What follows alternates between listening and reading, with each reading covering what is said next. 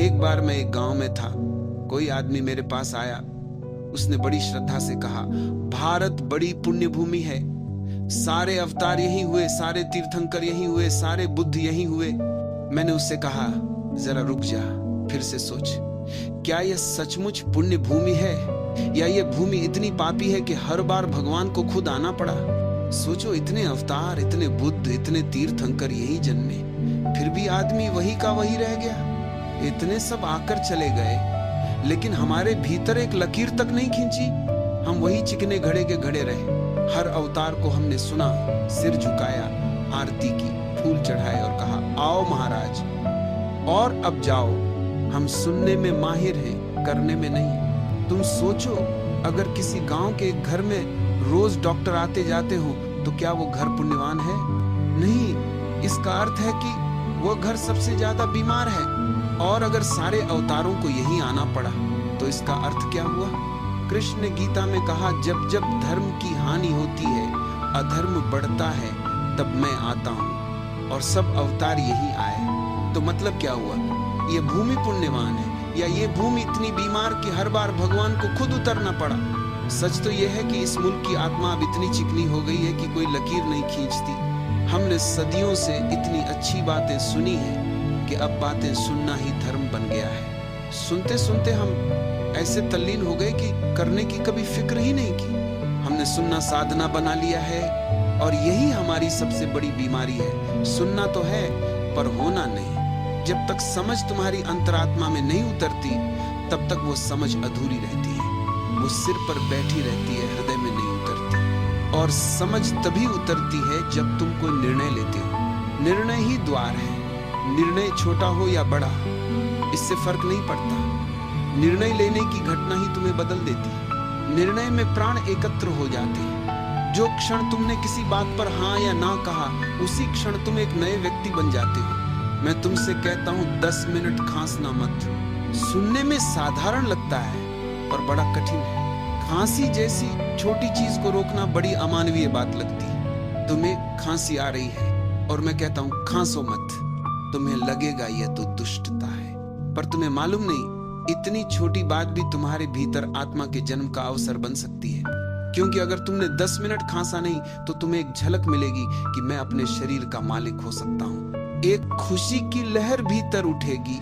तुम्हें लगेगा मैं कोई निर्णय लूं तो उसे पूरा कर सकता हूँ। इतनी सी बात में भी आत्मा ने शरीर पर विजय पाई। खांसी और छींक बहुत चालाक चीजें हैं। जितना उन्हें रोको, वे उतना ही विद्रोह करती हैं। वे कहती हैं, ये क्या नया नियम बना रहे हो? अब तक तो मैं आती थी, तुम मेरे साथ थे, अब तुम मुझसे लड़ रहे हो। और यही वह क्षण है जब तुम्हें देखना होता है कि कौन मालिक है, शरीर या तुम। अगर तुम 10 मिनट भी न खांसे तो तुम्हारे भीतर का संबंध बदलने लगता है। तुम्हारे और शरीर के बीच एक नई दूरी बनती है और वहीं से जागरण की शुरुआत होती है। गुरजीएफ ने इसका प्रयोग किया, स्टॉप मेडिटेशन। कितना सरल नाम है पर कितना गहरा अर्थ। वो कहता था रुक जाओ, और ये रुक जाना कोई साधारण रुकना नहीं था। तुम नाच रहे हो, एक पैर ऊपर है एक नीचे है, और वो कहता था अब रुक जाओ। तो जैसे हो वैसे ही रुक जाना है। गर्दन टेढ़ी है तो टेढ़ी ही रहे, शरीर झुका है तो झुका ही रहे, पैर हवा में है तो वहीं ठहर जाए। कोई हिलडुल नहीं, कोई सुधार नहीं। शरीर गिर जाए तो भी कोई फर्क नहीं। अगर गिरो तो भी उसी स्थिति में रहो, क्योंकि वहीं एक द्वार खुलता है जहां शरीर अपनी चाल से चल रहा होता है और तुम भीतर से कह रहे होते हो अब मैं मालिक हूं। लेकिन आदमी बड़ा चालाक है। वह धीरे से पैर नीचे रख लेता है और खुद को कहता है कौन देख रहा है? कोई नहीं देख रहा, पर तुम खुद देख रहे हो। तुमने मौका खो दिया। तुमने शरीर को जीतने का अवसर गंवा दिया। तुमने आत्मा की जीत को स्थगित कर दिया। गुरजीएफ कहता था, अगर तुम उस क्षण ईमानदार रहो और शरीर को वहीं रहने दो जैसे वह था, तो उसी पल आत्मा का जन्म होता है। क्योंकि उसी पल पहली बार शरीर और आत्मा अलग हो जाते हैं। तुम पहली बार जान पाते हो कि तुम शरीर नहीं हो। तुम देख सकते हो कि शरीर थक गया है, गिर रहा है, कांप रहा है, पर तुम भीतर अचल हो। तुम भीतर साक्षी हो। निर्णय का अर्थ है अपने भीतर के साक्षी को जगा देना, और यही पहला कदम है ध्यान का। यही पहला कदम है क्रांति का। याद रखना, बहुत छोटे छोटे निर्णय भी जीवन में अद्भुत परिणाम लाते हैं। बात निर्णय की है, बात डिसिसिवनेस की है, निर्णायकता की है। बात यह नहीं कि निर्णय बड़ा था या छोटा। जब भी मन निर्णायक होता है, ऊर्जा एक दिशा में प्रवाहित होती है और वही दिशा फिर तुम्हें गहराई में ले जाती है। जो अनिर्णय में जीता है, उसकी ऊर्जा चारों दिशाओं में बिखर जाती है और फिर जीवन एक बिखराव बन जाता है, केंद्र नहीं रह जाता। इसलिए जो मैं कह रहा हूं उसे सिर्फ सुनना मत, थोहा प्रयोग करो, थोहा जी कर देखो। उपनिषद कोई दार्शनिक ग्रंथ नहीं है, वे प्रयोग की भूमि है। वे सिद्धांत नहीं सिखाते, वे परिवर्तन सिखाते हैं। वे कोई मान्यता नहीं देते, वे रूपांतरण की प्रक्रिया बताते हैं। वे तो कीमिया है, आत्मा को शीशे से सोना बनाने की कला। वे सूत्र हैं जिनसे नया मनुष्य जन्म ले सकता है। लेकिन कठिनाई यही है कि कोई दूसरा मूर्तिकार नहीं आएगा, न कोई गुरु छैनी लेकर आएगा, न कोई भगवान हथौड़ी लेकर। तुम ही पत्थर हो, तुम ही मूर्तिकार हो, तुम ही छैनी हथौड़ी हो। तीनों भूमिकाएं तुम्हें ही निभानी है। अपने ही भीतर के पत्थर को अपने ही संकल्प की हथौड़ी से, अपनी ही समझ की छैनी से तराशना है। अपने भीतर से ही सुंदर को, छिपे हुए देवता को बाहर लाना है। और याद रखना, इसमें क्षण भर का भी स्थगन सदा का स्थगन बन जाता है। जिसने कहा कल करूंगा, वह कभी नहीं करता। जो कह दे कभी नहीं करूंगा, वो भी ठीक है, क्योंकि उसने कम से कम निर्णय तो किया। निर्णय हमेशा शक्ति लाता है, अनिर्णय हमेशा दुर्बलता। मैंने कुछ मित्रों से कहा, तुम बस ये तय कर लो कि सन्यास कभी नहीं लोगे, कभी नहीं, तो भी कुछ तो बदलेगा, कुछ तो घटेगा, क्योंकि तुमने एक स्पष्टता को जन्म दिया। और अगर कहो लेंगे तो भी ठीक, लेकिन ये सोचेंगे, देखेंगे, फिर करेंगे, यही बीमारी है। यही इंडिसिसिवनेस, यही धुंध है जिसमें आदमी जीवन भर भटकता रहता है। जीवन कोई प्रयोगशाला नहीं जहां हर कदम पर देखते हैं कहां जाए। जीवन प्रयोग है, छलांग लगानी होती है, गहराई में उतरना होता है। संन्यास एक निर्णय है, कोई वस्त्र नहीं, वो एक संकल्प है भीतर की दिशा बदलने का। लोग पूछते हैं गेरुआ पहनने से क्या होगा? मैं कहता हूं कुछ भी नहीं होगा। फिर भी 3 महीने पहन कर देखो। वे कहते हैं लोग हंसेंगे। मैं कहता हूं तो बस वही बहुत होगा। अगर तुम 3 महीने तक लोगों के हंसने को सह सको तो तुम बदल जाओगे, क्योंकि जो लोगों की हंसी से डर गया वो जीवन से डर गया, और जो लोगों के विचारों से मुक्त हो गया वही पहली बार स्वतंत्र हुआ।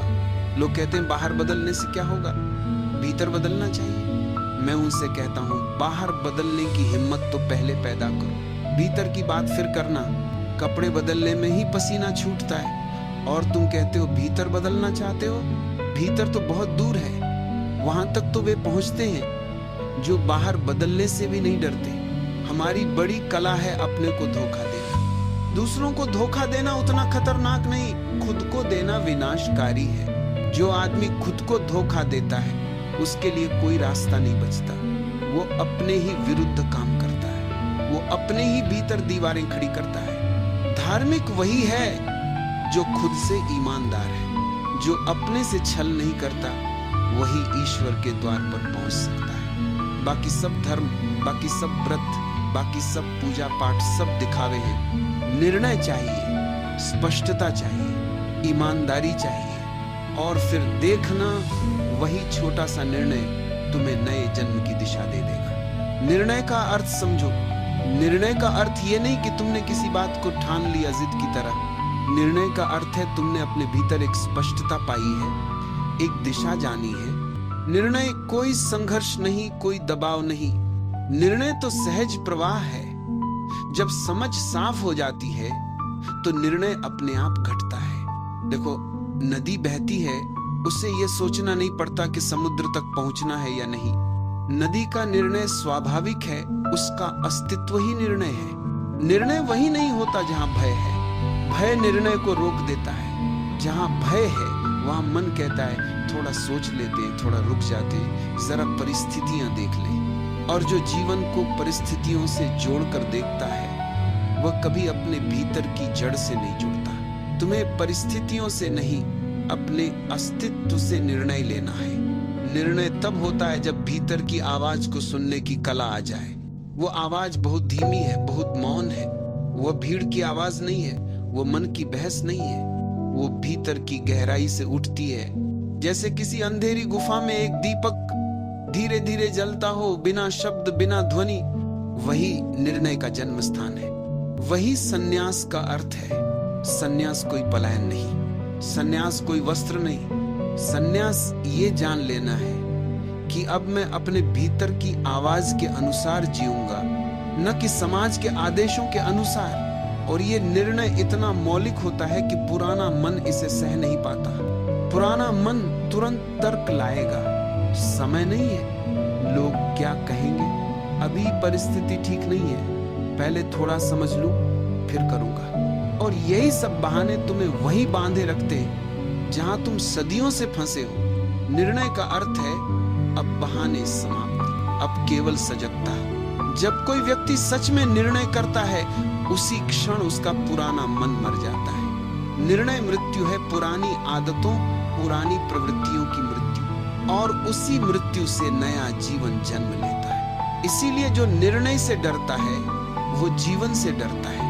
अगर कोई तुम्हें गाली दे, तुम एक झटके में आग पकड़ लेते हो, और अगर कोई तुम्हें समझाने की कोशिश करे, तुम उसमें डूबते नहीं हो। बुरा कुछ करना है तुरंत कर देते हो, अच्छा कुछ करना है सोचते ही रह जाते हो। ये मन की बड़ी चालाकी है। जो करना हो उसे तुरंत कर डालो, तभी वो होता है। क्रोधित होना हो या ध्यान करना हो, फर्क क्या पड़ता है? बुरा करने में झटपट हो जाते हो, अच्छा करने में देर लगाते हो। रुको तो अवसर निकल जाता है। वही कारण है कि जब गाली लगती है तो तुरंत उबल पड़ना जरूरी समझते हो, क्योंकि रुकोगे तो शायद कभी न कर पाओगे। सोचो तो सही, अगर तुम कहो चलो 24 घंटे बाद जवाब दूंगा, तो गाली का असर खुद ही खत्म हो जाएगा। 24 घंटे लंबा वक्त है, पर 24 क्षण भी अगर तुम भीतर बैठकर शांत हो जाओ तो क्रोध का विचार ही मर जाएगा।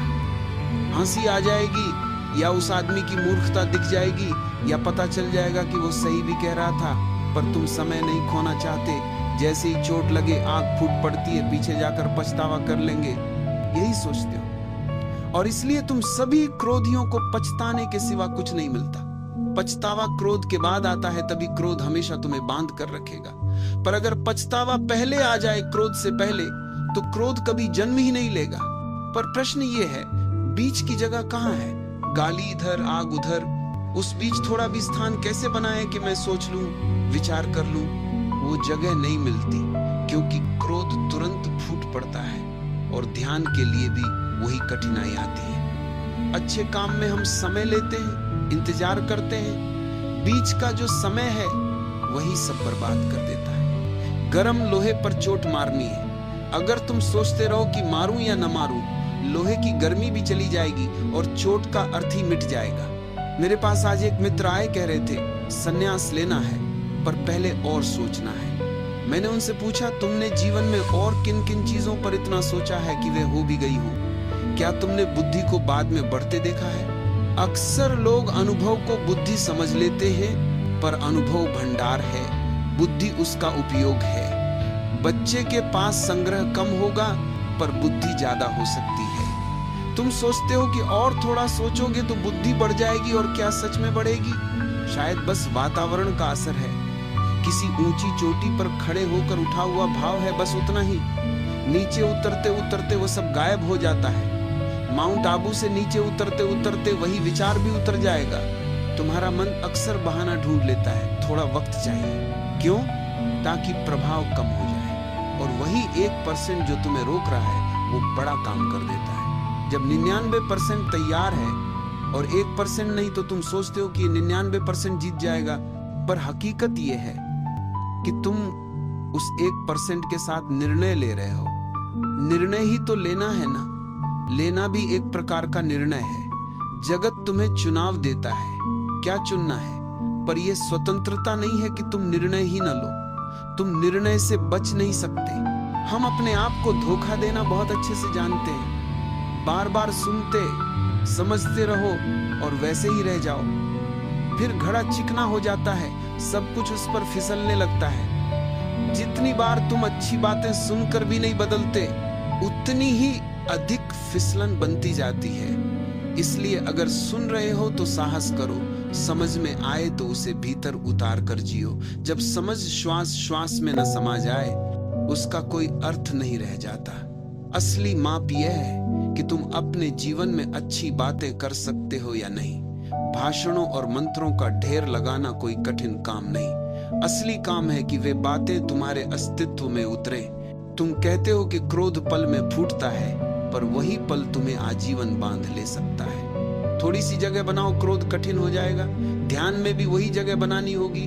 पर ध्यान मुश्किल इसलिए भी है कि तुम्हारा स्वभाव तत्काल निर्णयों का नहीं है। पर ध्यान वही सिखाता है, गर्म लोहे पर जब चोट मारनी हो मारो, और जहां सोच समझकर काम करना हो वहां समय लो, पर झूठी बहानेबाजी मत करो। संन्यास का निर्णय हो तो वह आज लिया जा सकता है, और यदि न लो तो वह भी निर्णय है, स्वीकार करो। जिन बातों को बार बार सुनकर भी तुम वैसे ही रहते हो, उनसे सावधान रहो। अच्छा है, कभी कभी कुछ सुनना ही छोड़ दो, पर जब सुनो तो संकल्प करो, परिवर्तन के साथ जियो।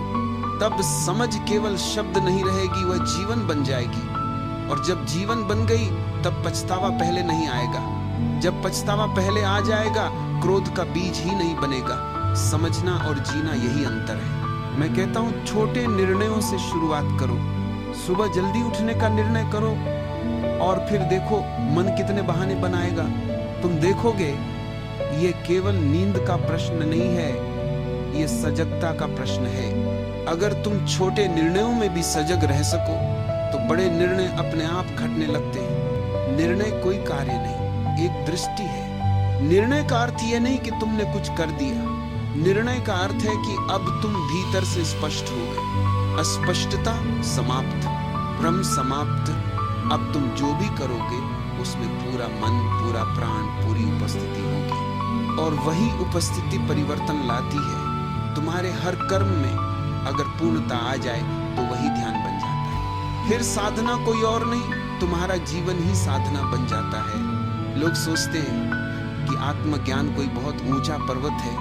नहीं, वह तो छोटी छोटी निर्णायक सजगताओं का परिणाम है। जो व्यक्ति बार बार अपने भीतर साफ निर्णय करता है, वो धीरे धीरे उस बिंदु तक पहुंच जाता है जहां कोई निर्णय बाकी नहीं रह जाता। वहां केवल मौन है, क्योंकि अब कुछ तय करना नहीं, सब स्पष्ट हो गया। वह स्थिति ही समर्पण है, वह स्थिति ही ध्यान है, वह स्थिति ही संन्यास है। तो मैं तुमसे कहता हूं, आज से ही आरंभ करो। छोटे छोटे निर्णय लो, पूरे होश के साथ, पूरे प्रेम के साथ, और फिर देखो वही छोटे छोटे निर्णय तुम्हें कहां पहुंचा देते हैं। उस द्वार तक जहां कोई निर्णय नहीं, केवल अस्तित्व है, केवल होना है, केवल शांति है।